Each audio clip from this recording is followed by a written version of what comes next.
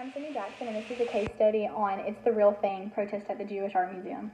So the Jewish Art Museum was a museum established in 1904. It's considered a cultural gem to the Jewish people.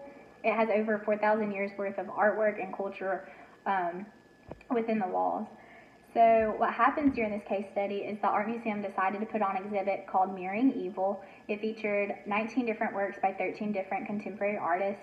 Many of these works of art used pop culture symbols as well as Nazi-era imagery. The artists did this to raise questions about commercialization and iconic images of the Holocaust. With New York being the city that has the largest population of Jewish people anywhere besides Israel, that have been affected by the Holocaust firsthand, many people found the works painful and disrespectful.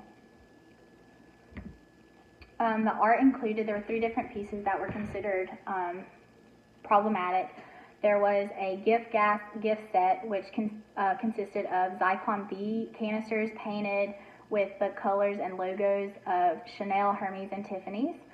And Zyklon B was what the Nazis used in their death camps to kill the Jewish people. Lego concentration camp was done by a Polish-born artist. This art piece consisted of Lego pieces used to construct small-scale concentration camp models, including the barracks and the crematory. This artist even used fake Lego packaging that looked like it was commercial boxes for children, building blocks. This work was intended to remind people that the Third Reich also aimed their propaganda at children, as well as the persuasiveness of violence in children's products today. The third and the most problematic was the self-portrait at Birkenau. It's the Real Thing. This was done by another New Yorker.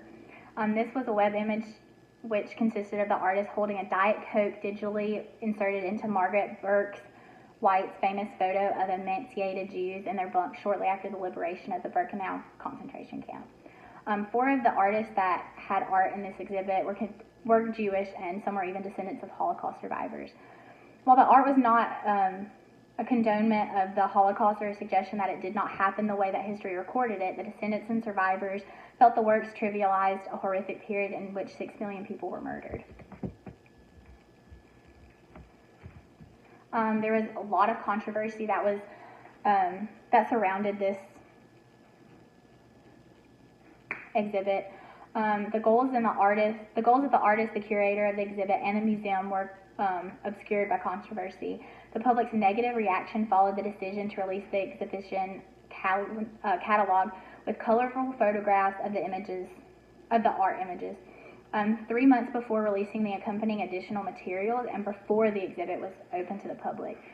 So the curator of the exhibit decided to release the catalog of the art for this exhibit 3 months prior to releasing the educational material.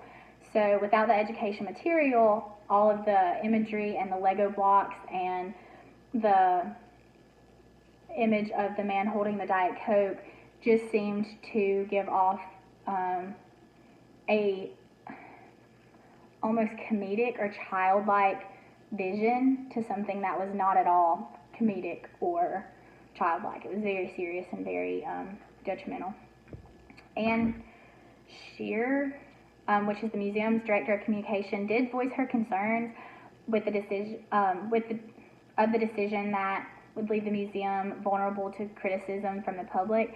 So she thought that sending out the catalog of the images would result in the public being very upset and confused because there was not any educational material to accompany it. She did voice her concerns to the curator, but she did not voice her concerns to the museum's director. The decision to share the artwork before the educational materials were provided would prove to hurt the public's acceptance of the exhibit.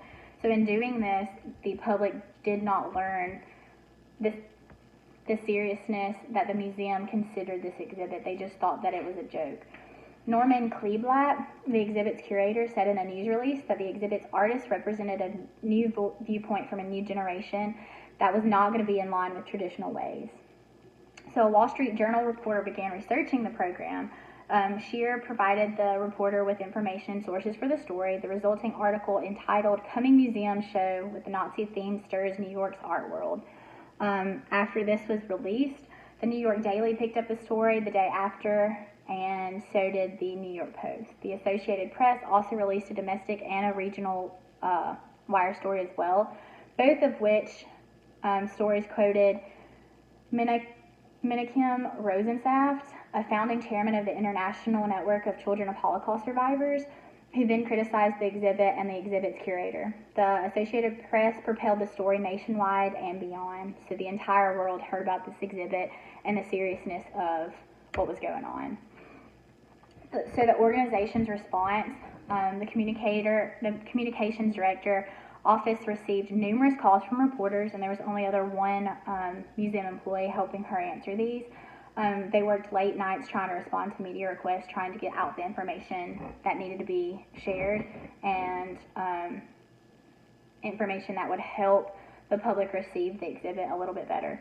A considerable press release was released, including a 6-page news release, artist biographies, a backgrounder that described the museum's art holdings that related to the Holocaust, and a backgrounder on the museum, so all of the history of the museum and all of the history of the art that was considered related to the Holocaust was sent out so that the public could realize that the museum was not trying to be anti-Semitic, but that they were trying to represent the Jewish people and the cultural in a way that was respectful and honest. To get this message out, the Jewish Museum worked to place letters from the editors in the publication as the Daily News, the Jewish Week, the Washington Post, and the New York Times. These provided third-party advocates to speak out at the exhibit's behalf in the interviews for film, media, TV, paper, all of the things that people were talking about it on. A small public relations firm did help the communications director create materials for the media, and the firm's senior management served as a sounding board for strategy sessions, but the public relations firm stated that this was the biggest thing and the worst thing that they've ever seen. They did not have as much experience in something this serious. So the public's response is, a month before the exhibit's opening, the American Gathering of Jewish Holocaust Survivors, a national organization with ties to 70 different Holocaust survivor groups, organized a boycott of the museum if they did not cancel the exhibit. So Don Heiken, a New York assemblyman whose mother survived Auschwitz, met with a group of Holocaust survivors and children of survivors with a museum representative 16 days before the exhibit opened to ask for the removal of the 3 most offensive pieces, which are the ones that I mentioned. The meeting lasted 2 hours and ended with the museum's officials only agreeing to give more consideration to the group request, so there was nothing finalized in the meeting. 3 days later, the museum decided that they would still have these pieces, but that they would post signs at the point where visitors would encounter these pieces. The signs read, "Some Holocaust survivors have been disturbed by the works of the art shown beyond this point. Visitors may choose to avoid the works by exiting the exhibition to the left." The museum then provided an alternative exit to the gallery, which they brought in a construction worker to create just an exit just for this part of the museum. The museum also decided that the real thing Birkenwald image would be displayed on a computer only after the visitors read a content warning. Even with all of these adjustments, critics were still not pleased.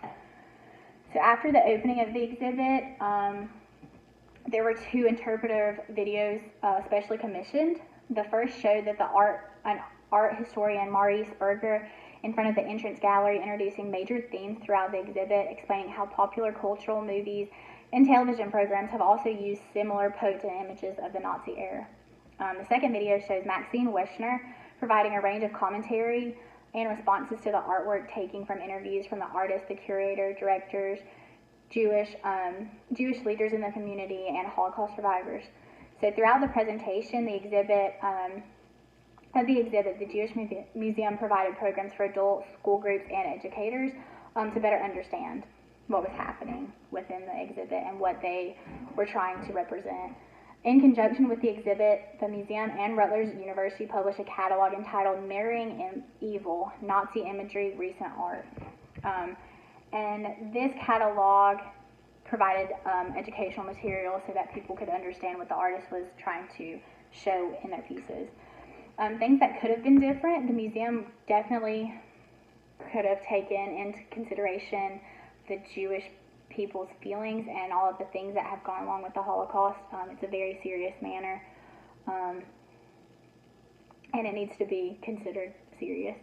The curator of the exhibit definitely should have sent out a catalog full of educational material, as well as the catalog of the images for the exhibit. In waiting to do this, the public got misconstrued. The public's ideas were misconstrued about the artist in the museum and what they were trying to show. The communication director also should have voiced her concerns to the museum's director personally, so that she could maybe talk to a public relations firm about how to handle the situation before it got to where it got. Things done correctly, the museum did handle the public's reaction respectful after it had already happened. They definitely did well in having meetings with the community leaders and those that were concerned about it. The museum also provided ample information to educate those that would be witnessing the exhibit. So in all, an exhibit like that is going to raise issues because they're using things that I think people don't want to see as an issue with things that people didn't see it as an issue at the time, such as the propaganda, not necessarily the actual Holocaust. But thank you for listening to my presentation.